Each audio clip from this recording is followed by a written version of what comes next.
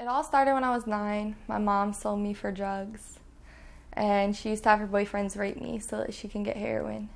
And so ever since I was 9, I left my house, and I started living with a friend of mine. And ever since then, she took me in, and we've been best friends ever since. And I started doing drugs, and she introduced me to prostitution and Backpage and selling drugs and being with a whole bunch of guys, and it was kind of just, I got used to it. I can't really say I had a routine. I was always on and off with prostitution because sometimes I would go and sell drugs or sometimes I would stay on Backpage for a couple months. But it all started, I was on Backpage for the first time when I was 10. And ever since then, the last time I was on Backpage was last year when I was 16.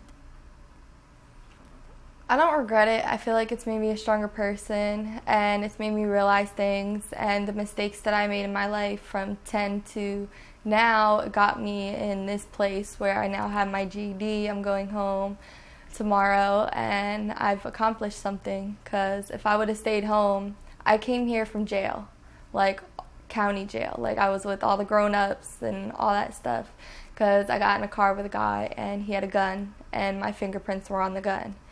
So the judge took mercy on me, I guess, and he sent me here. So like without this place, I would probably still be sitting in county jail. So like all my mistakes in my life have led up to this, and now it's just where I take it from here, knowing that I have an education now. The girl that I got hooked up with when I was 9, I started running away from home, she was 14 and she was already pregnant with her first kid. She was already working in strip clubs, and she had been on Backpage, so she kind of showed me the ropes. So I never really had a pimp. I never had anyone that took my money or anything like that.